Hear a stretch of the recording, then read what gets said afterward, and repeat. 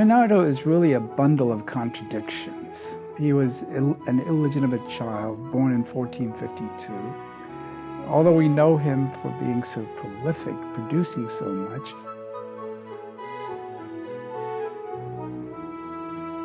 he thought that he produced so little that in his deathbed he turned to an assistant and he asked, did anything get done?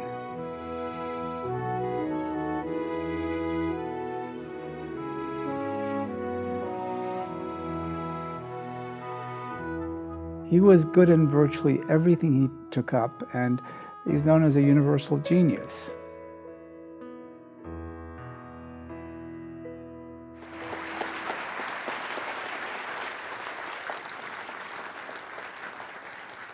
I started learning about Leonardo when I was in high school, a school called St. Andrews in Middletown, Delaware. Well, when I was in the 5th form or 11th grade, the father of a student, an engineer, gave a talk about the divine proportion and the golden ratio.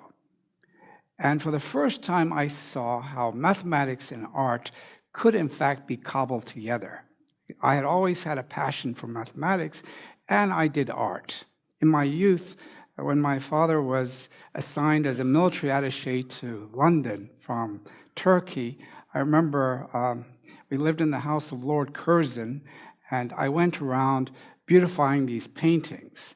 I remember that the one thing that Leonardo used to say was that the eyes were the windows to the soul. Well, these paintings had no soul. They were produced in the 18th and 19th centuries, but the pupils were all closed. And I went around opening the pupils with a cork opener, and no one really noticed my improvement until a few months later when the devil came to visit my father, dressed as a diplomat. He put out his hand, and without stopping, he raised his hand, and he said, "There are holes in those eyes. Do you have a son?" So he had gotten to the culprit right from the beginning. Anyway, over the years, I did produce art, and I gave lectures on cruises frequently.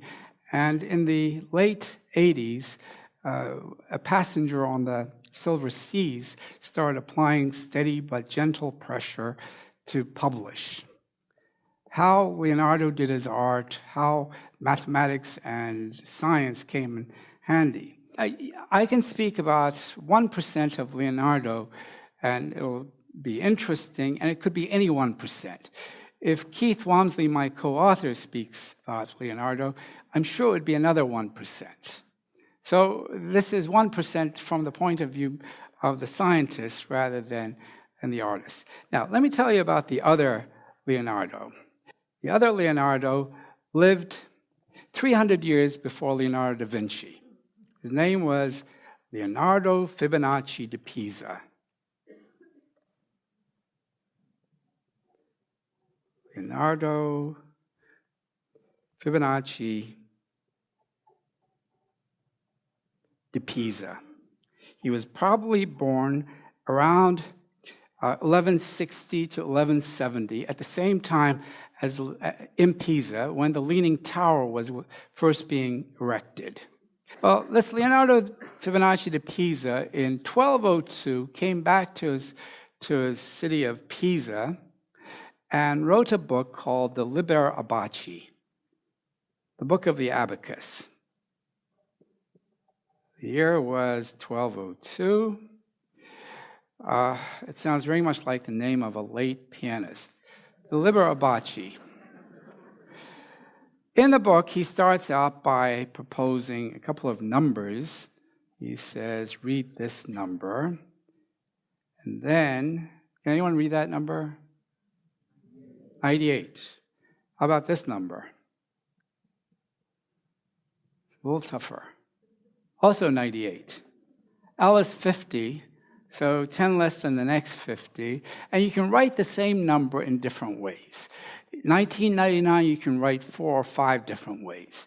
He proposed using the Arabic system, making 98 with 2 symbols. And he introduced in his book, in the first chapter, the symbols, some borrowed from the Arabs and some that he made up, 1, two horizontal lines sort of lightly connected, 3 horizontal lines lightly connected, 1, 2, 3, 4, 1, 2, 3, 4, 5, 1, 2, 3, 4, 5, 6. The number of straight lines revealed the value of the symbol. 7 takes some imagination, but 7 in medieval Europe, when he wrote his book, was like this: 1, 2, 3, 4, 5, 6, 7. And of course, Europeans still cross their 7s. 8, 1, 2, 3, 4, 5, 6, 7, 8, 9, which he borrowed from the Arabs, and the 0, which he borrowed from the Hindus. It was the Hindus who had originally come up with the decimal system. And then the 0, invented by the Hindus, by a mathematician named Aryabhata, around 500 BC. It turns out to be an all-important component for modern mathematics. We couldn't have done calculus. Newton could not have invented calculus without the 0. You wouldn't have had limits. Then he does, in the book of 13 chapters, algebra problems, and finally in the last chapter, he proposes a problem of rabbits. Rabbits left in an enclosure, a room like this, where they're left to multiply. Except there are some definite rules. For example, one pair of rabbits start the entire cycle, then the rabbits have to mature for 2 months before they can give rise to new rabbits. And the new rabbits have to mature for 2 months before they can give rise to new rabbits. So now we start out the cycle in January with 1 pair of rabbits. In the second month, February, we'll give them an ear, which means they're 1 month mature now, but they can't have offspring yet. By March, they have a second ear, and they reproduce. By April, the 4th month, here's the original pair, 1 new pair. This pair gains an ear. In May, here's the original pair, 1 new pair. This pair gains an ear. This pair gains a second ear and reproduces. You see how it works? It's all in the ears. In June, here's the original pair, 1 new pair. This pair gains an ear. This pair gains a second ear and immediately reproduces. This pair is already mature. They reproduce. This pair gains an ear. Now, as he looked at this cycle and these numbers, he wondered whether there was a general way to ascertain how many rabbits there would be at the end of the year without drawing all these ears. And he noticed quite quickly that the first month it was 1, the second month it was 1, the next month it was 2, the next month it was 3, then 5, and then 8. Anyone want to guess the next one? 13. Next one? 21. Next? 34. Next? 55. I told you this was the smartest room in the entire city. 5. Then 89. Then 144. 233. 377. What's the algorithm? How am I doing this? Add the last 2 terms to get the next term.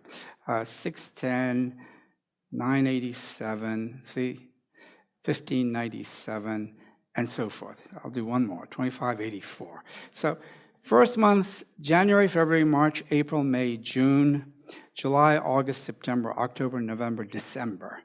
144 pairs by the end of the year. January, February, March, April, May, June. 18 months into the cycle, there should be 2,584 pairs of rabbits. And this is called the Fibonacci series. As you add these numbers, it's an infinite sequence. It goes on like this. What he didn't realize, it was discovered only in the 19th century, was that these are nature's numbers. If you look at a flower, let me look at a pine cone first. Here's a pine cone. Pine cone has helical, a pattern of scales that go up this way, and then there'll be a pattern that goes this way. You look at the bottom, and the scales will radiate clockwise like this. But then as you look at the sunflower, the pine cone, you'll find that there are spirals in the other direction. And in all pine cones, it'll be 13 in one direction, 8 in the other. It can't be anything else. This is the phyllotaxis of the pine cone. If it were a daisy, it would be 21 and 13. Also true for the chrysanthemum. In the case of the sunflower looks like this.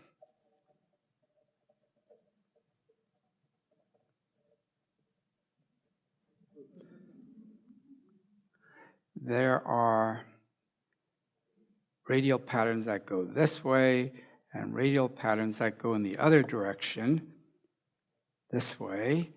You count them, and they have to be 89 in one direction, 55 in the other.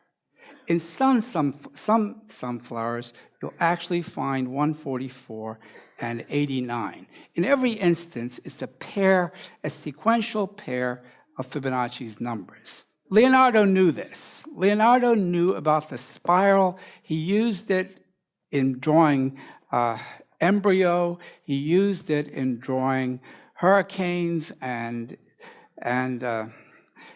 locks of the hair. He always made, this is signature Leonardo. If you see logarithmic spirals in the curls, it's Leonardo. Okay, I'll go to my slides now. This is Fibonacci. We have no idea what he really looked like, but this was carved in 1978. It's a statue on the banks of the Arno in Pisa. There you can see the spirals in the daisy and in the pine cone. If I draw or paint a tree, I start from the bottom. At one point, I divide it up into two large branches. After a while, one of these divides up again, but the other doesn't. But then after a while, this divides up, and one of these two branch, but this one does not. After a while, this will branch, this will not, this will branch, and one of these two will branch. If the light is falling from this side, as a right-hander, I would shade this way. If I were left-handed like Leonardo, I would shade this way. If the light is coming from this side, then obviously it'll be darker on the left side. You can make the bark darker like this. But what does this have to do with Fibonacci? Or do you see? At any given height, 1, 2, 3, 1, 2, 3, 4, 5, 1, 2, 3, 4, 5, 6, 7, 8. If you're Leonardo, you do that. If you're any other artist, you don't count. If a tree looks right, it's right. It's fine. Okay, I'll go ahead and turn this off. There's the cork tree. This was the first X-ray picture taken by Wilhelm Röntgen, who invented, of course, the X-ray machine. He discovered X-rays, and in this case, it's a hapless hunter who's been wounded by birdshot. In this case, the significance is, if you measure the various joints, this length divided by this length is 1.618. This length divided by this is 1.618. This divided by this is 1.618. Nature knows how to divide, how cells replicate. And in the 19th century, Gustav Fechner cut rectangles in different proportions and handed them out to people to select their favorites. This would be a square. This would be a rectangle 20% longer than it is wide. The one that won with 35% is 1.62. And here's the histogram representing that. So it's clear that we do have this propensity for this ratio. A 3x5 card looks better than a 3x4, for example. Here's the Parthenon. This is how the distortion would have looked. It would have looked like it's sagging, so they built it with a convex curvature like this. I took this picture a very long time ago. There used to be a dean. My friend Roy Weinstock would know this dean, but he was there with two other colleagues, and he wanted to pick up a piece of the Parthenon. He bent over to tie his shoelaces, and when he stood up, he was ashen white. His friends asked him what was wrong. Was he sick? And he said, no, I stole a piece of the Parthenon. I could wind up in prison. Just as they were leaving the Acropolis, they saw a truck appear and dump tons of stones for the next day.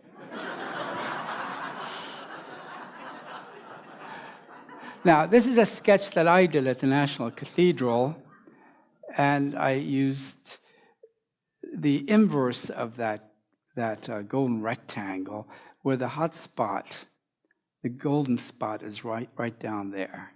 With my Macintosh, I was able to draw these polyhedra. It's called graph theory, where you do this. You write equations for different polyhedra, and there are exactly these 5 regular polyhedra. In this case, these are irregular polyhedra. The truncated icosahedron is here, the truncated dodecahedron, the stellated icosahedron. Right there is the dodecahedron. Some of you probably recognize this painting from the National Gallery. It's Salvador Dali's Last Supper. To the ancient Greeks, this 5th polyhedron, this one, was the shape of the universe, the dodecahedron. The other 4 were the shapes of atoms. They believed there were 4 atoms, earth, fire, water, and air. So this is all done with a Macintosh. This is Leonardo without a Macintosh. He illustrated a book, the Divina Proporzione, for his good friend Luca Pacioli in the years that he lived in Milan. There's Leonardo in a self-portrait, but we're not exactly certain. We know it's by Leonardo's hand, but we're not certain it's him. Most Leonardo scholars agree that it is him, but David Allen Brown at the National Gallery, who's a Renaissance scholar, thinks it's from the wrong period. Leonardo, in his deathbed in Amboise, France, in the Loire Valley, attended to by Francis I, his royal patron of the last 3 years. He lived in France the last 3 years of his life. That's one reason the Louvre owns more than half Leonardo's output. This is Amboise, the Chateau d'Amboise. There's a church in the back where he's buried. It's thought this is the church, Saint Hubert, and his beloved Arno Valley. And of course, Florence, where he lived from the time he was about 15 to the time he was close to 30, about 27. When Leonardo was 19, working for Andrea del Verrocchio, he helped put this 8-foot copper sphere on top, using the same hoist that Brunelleschi had used a generation earlier. This is the drawing, the cartoon for the School of Athens, this great painting by Raphael, Raphael's masterpiece. It's in the Vatican. In the foreground is Michelangelo sitting in for Heraclitus, a very difficult philosopher from the ancient days. And it was a good choice in this case because Michelangelo was a very difficult man. But Michelangelo had seen the painting and he wasn't in it. And when he admired it so much, Raphael decided to put him in there. You see, in the earlier cartoon, he's not there. Others in the painting, this is Pythagoras. Over here is Euclid, although it could be Archimedes. Leonardo as Plato, and this is Aristotle. We don't know who the model is. The model for this is Bramante, and Raphael himself is standing right there. It's sort of a Alfred Hitchcock moment. This statue visited Washington, I guess about 4 years ago. Anyone see it? Yes?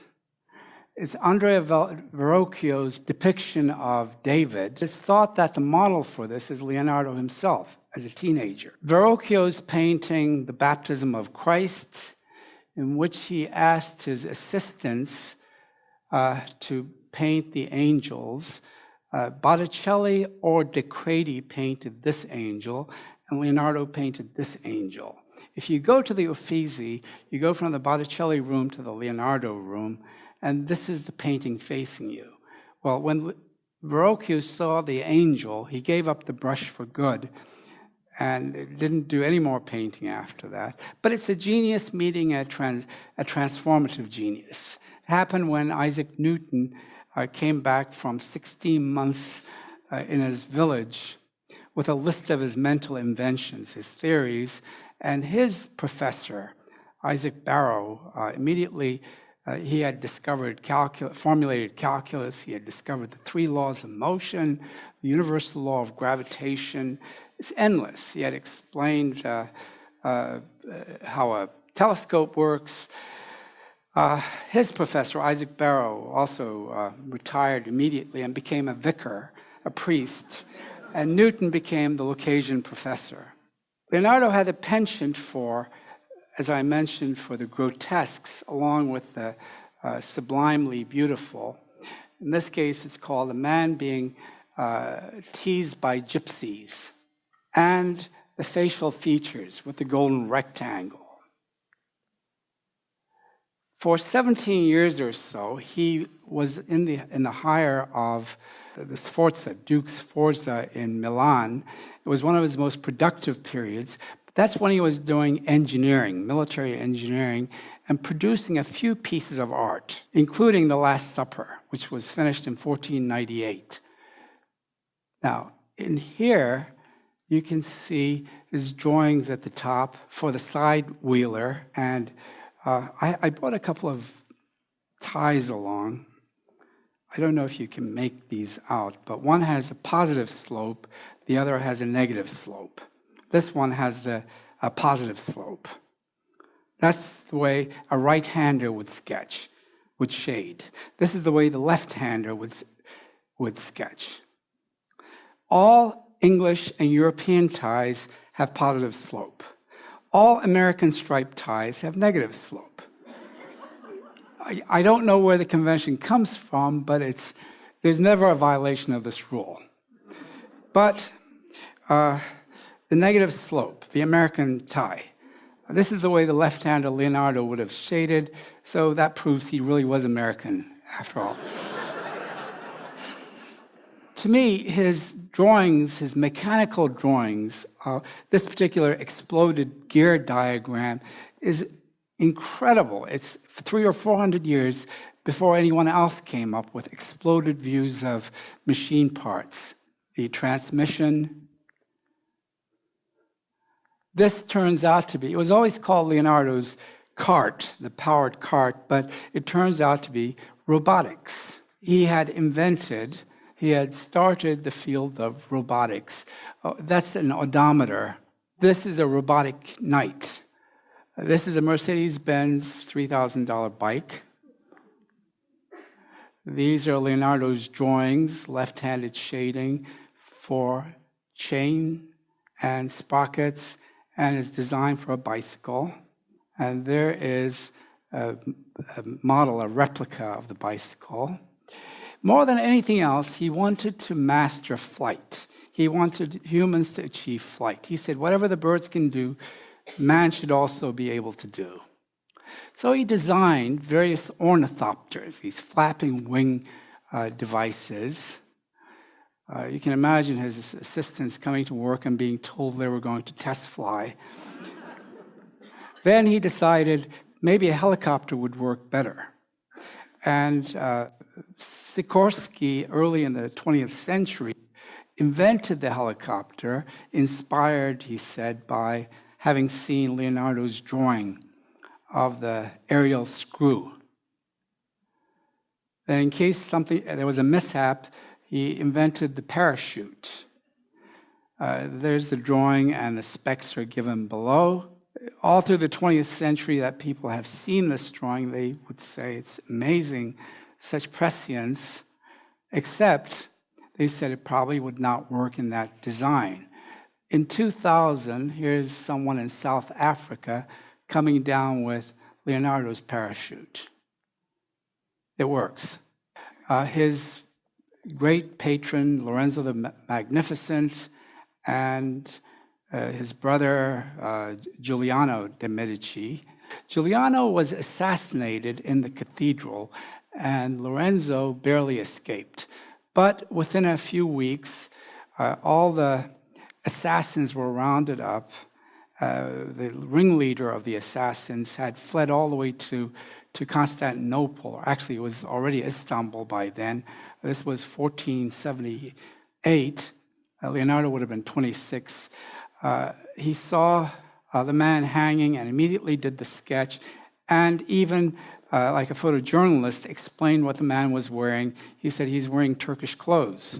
By 1498, when he was in Milan, the notorious Savonarola, of course, had appended the Medici in Florence. Leonardo was living in Milan. After 2 or 3 years of truly cruel rule, the Pope realized he's seen as an early Protestant revolution, and he was denounced by the Pope. He was burned at the stake, and in Ferrara, where he was born, there's a statue of him now. And certainly if Leonardo had been in Florence then, he would have sketched this. A student of mine sent this to me once. It says, "I saved some money on the footings, but don't worry, no one will ever notice." Well, 2 people who noticed were Leonardo and Galileo. Leonardo did some experiments dropping objects from the side, and there's no evidence that he did this experiment in Pisa. I'm not sure he ever went to Pisa, but this is a good model to explain the phenomena. He found that in equal periods of time, second units, that an object would descend 1, 2, 3, 4, 5 units of distance, sequential seconds. Galileo, 110 years later, found the distances to be 1, 3, 5, 7. These are both arithmetic series. When you add these arithmetic series, the sum is a quadratic. What this means is the acceleration is constant.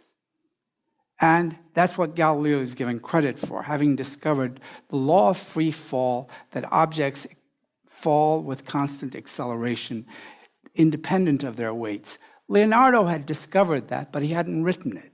Here's Galileo.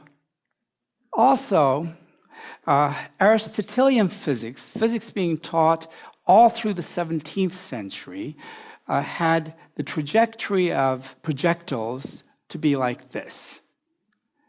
Galileo discovered in 1609 with his experiments that there were parts of parabolas, that the trajectories were parabolic. Leonardo, 120 years earlier, had already drawn this picture of the parabolic trajectories. The trouble with Leonardo is he didn't publish. Then in the hands of Isaac Newton, another 160 years later, the parabolic trajectories became elliptical trajectories. This is the frontispiece of Isaac Newton's great book, the most important book in the sciences. Here is Galileo's telescope, 1609. Here is Isaac Newton's reflector, 1668. Here is the Hubble reflector, 1986. And here is Leonardo's reflector, 1500. This is the level of anatomical drawings that existed in Leonardo's day. Leonardo did his own anatomical drawings, and in this case, his writing was always from right to left. He always wrote backwards. It was more practical. He was left-handed, and if he wrote to the right, the quill would get stuck in the paper. So he wrote a mirror script, and you need to put a mirror right next to it to make out the text. But the detail of these vital organs in the human, here is the heart and the lungs, the cardiovascular system, and his detailed notes, all written beautifully from right to left. His master Verrocchio had told the pupils, his apprentices, to learn the body from the inside out. He would have had no idea to what level Leonardo would go to learn the body from the inside out. In this case, the old man here is thought to be one fellow he met when he visited a hospital in Florence. The man was very old, and Leonardo asked him, he sat with him and held his hand and asked how old he was. And the man said, "I don't know, but I'm very old." Leonardo said, "What is very old?" And he said, "I don't know, but my grandson is 58. Leonardo estimated that the man must have been over 100, and with a smile on his face, the man passed away. Leonardo wrote, "I quickly did an anatomy of him." He wanted to find out how anyone could die such a happy death. Then a few weeks later, he did an anatomy or a postmortem on a child, and he wrote the difference. He said, in the case of the child, the blood vessels leading to the heart were supple and clear. In the case of the old man, they were occluded or clogged and brittle. He's describing atherosclerosis 500 years ago. It was first identified in modern times at the University of Vienna around the 1890s. And the person who revolutionized medicine, Vesalius, of course, in 1543, 24 years after Leonardo's passing, hired a Flemish artist to draw the human body during dissections. This is Vesalius at 29. That's when the scientific revolution starts, with Copernicus's book in 1543 and with Vesalius's book. Leonardo's drawings of the heart, the human heart. Recently, it came to the news a couple of years ago that a well-known surgeon, cardiac surgeon in Cambridge, at Cambridge University, was doing mitral valve repairs looking at Leonardo's drawings and his descriptions. And this turns out to be revolutionary in medicine, mitral valve repair using these 500-year-old descriptions that Leonardo gave, or maybe the modus operandi that he taught us. My son, who's a cardiac radiologist, gave me that drawing. I could rotate the heart and get just the right angle as a counterpoint to Leonardo's drawings of the human heart. This is the way you would have seen his handwriting. It's pretty hard to read. This is called the Da Vinci font. You can flip it back and forth like this. In fact, in the new book, Leonardo's Universe, all the quotations are with Leonardo's font. He's talking about evolution. This is 350 years before Darwin. There is a legend that around 1480, the conqueror of Constantinople, Mehmet II, invited Leonardo to Turkey, to Constantinople. Leonardo had just taken a job in Milan, and he was very happy with the job in Milan. He didn't go. But there's no real proof of this. 20 years later, Leonardo was out of a job. The Sforzas were run out by the French, and Leonardo applied to the Sultan of Turkey. This letter, ironic, it's written from right to left in the way that Old Turkish used to be written, but following convention correctly.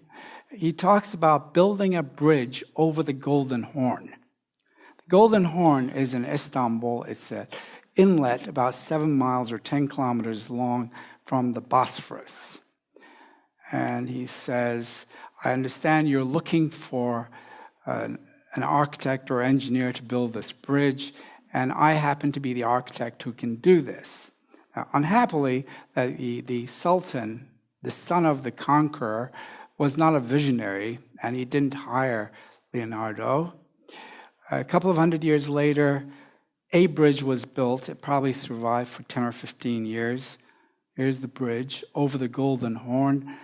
There's a fire tower in the back, and this is the famous mosque, the Sulaymaniyah. But this is the Golden Horn. It's about 240 meters or 790 feet across.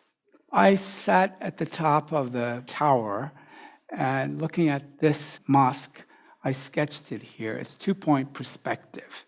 Leonardo had invented two-point perspective. One-point perspective was known by Brunelleschi, but this is two-point perspective where these parallel lines converge at two vanishing points. And in this sketch, the Golden Horn, or Haliç, would be right here. For 500 years, Leonardo's plans they were wasted. These are Leonardo's designs for the bridge. And finally, in Norway, just outside Oslo, the bridge was built. This is Leonardo's design. And the Norwegian artist who spearheaded this project, Vebjørn Sand, would like to do it in Istanbul. This is in the Golden Horn, and this is what the bridge would look like. Now, I should have talked about this when I was first sketching, but in 1998, Christopher Tyler, an Englishman, a psychologist living in San Francisco, discovered the center line principle. In all great portraits, a line that divides the painting in two, a vertical line, passes through an eye. Here's, of course, the Mona Lisa. Here's a Rembrandt self-portrait. It's in the National Gallery. And here's the Picasso, the portrait of Dora Maar. If Picasso had known this principle, he would have put the eye somewhere around here.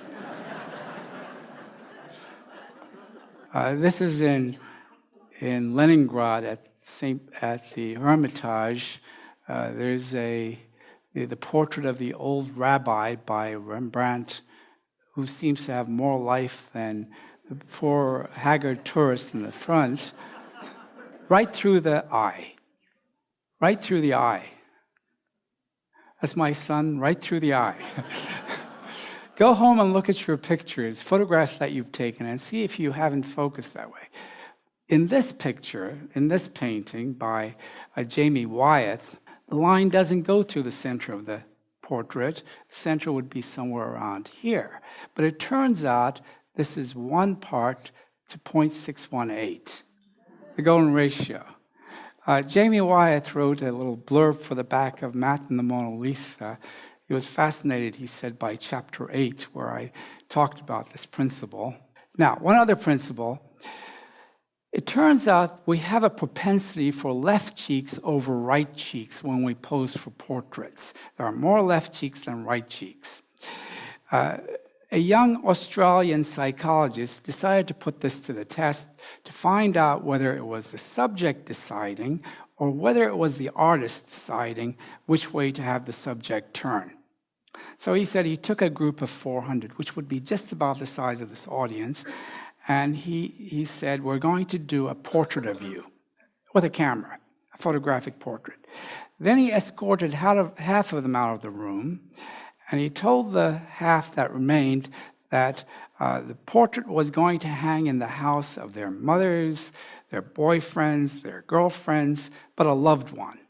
And immediately it would be the left cheek that became prominent. The person would face this way. Then the second group was brought into the room, and the first group left. They were told that the painting was going to hang next to Albert Einstein, a certified genius. Immediately it was the right cheek in something like 78% of the time. And the question is, why do we behave like this? And it was exactly the same number for men and women. And the psychologist had a very interesting interpretation. We do art, we are emotional. We emote on the right brain, which controls the left cheek. We do mathematics right here above the left ear. And that, of course, controls the right cheek. So if we want to hang next to Albert Einstein, we start putting out our intelligent cheek, controlled by the left brain. In this case, though, these are all Rembrandts. Now, Leonardo painted all of a dozen paintings. Rembrandt painted himself 97 times. This is a sampling of 6 paintings, and they're all 6-1. Here it's 5-1, but 6-1 with right cheeks. Why does he want to be intelligent looking rather than emotional or cute looking, endearing looking? Any ideas? Any portrait artists here? You're looking in a mirror, it's reversed. This is his endearing side. These were all not his right cheek, but his left cheek in the portraits. Okay, Leonardo's Virgin of the Rocks. He painted 2 of these. His partners, the Prady brothers, helped him and probably painted most of the second version, the one in England. But this one is in the Louvre. It's one of the most beautiful paintings in the world, certainly. They're organized by the pyramid. Leonardo invented this pyramid form for organizing his quartet, and then it was applied. This is the English version of the Virgin of the Rocks. It's slightly different, but just a couple of years ago, I think it was in 2006, that an infrared refractography revealed that Leonardo had another design in mind. Presumably his patrons, you can see the red here. It's been reproduced over here. He had an entirely different design in mind. Rather than using the same form that he had used for Virgin of the Rocks in the Louvre version. There are the golden rectangles organizing each of the 3 women that he painted 15 years apart. This is the one in Washington. Now, in the one in Washington, this part of the painting is missing. David Allen Brown, the curator of Renaissance art, brought together the hands that Leonardo had drawn there in Windsor Castle, and with computers they married together the hands and the rest of the painting. In each case, the central line goes through one eye. The Mona Lisa is organized further in the golden triangle, and right there is Leonardo's fingerprints. He was touching the painting and fixing it with his fingers. It's a process called velatura, where the paint is not mixed on the palette, but applied directly onto the board, rarely a canvas. They used wooden boards then, and then he would use his fingers. He was finger painting. There is the Mona Lisa, and the next time you see a portrait of the Mona Lisa close up, look at the mouth, look away, come back, go back and forth, and see if that phenomena doesn't occur to you. The smile disappears when you look right at the mouth. Now, in this painting, these are the rocks. They were always thought to be a figment of Leonardo's imagination. His very rich imagination, his experience seeing nature. And right there is a bridge with 7 arches.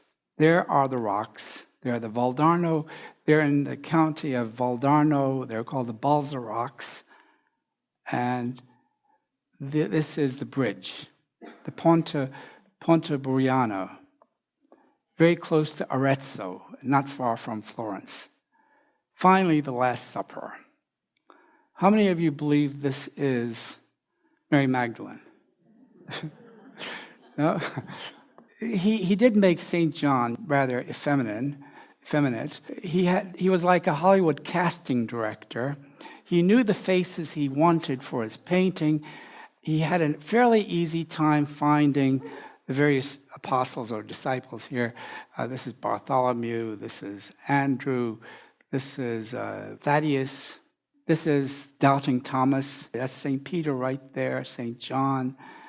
and Matthew. Well, he had a very hard time finding his model for Christ and his model for Judas Iscariot. He painted Christ in sort of a nebulous way. It's never quite clear. But in the case of Judas, a friend came to him and told him of having seen a perfect Judas for him. He was in a prison. Leonardo went to the prison in Milan and found the man and agreed that this would indeed be a perfect model for his Judas. This is the man. In all earlier paintings of the Last Supper, you see Judas from the back.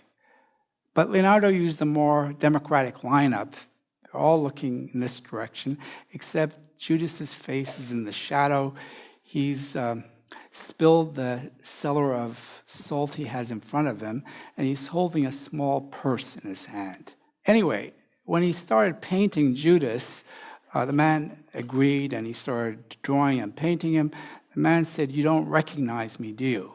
And Leonardo suddenly started trembling. He realized this was his Jesus 3 years earlier. This was a picture I saw coming out of Johns Hopkins once. The iconic figure. These are various languages that Math and the Mona Lisa has appeared in, and here is the new book. Anyway, thank you very much.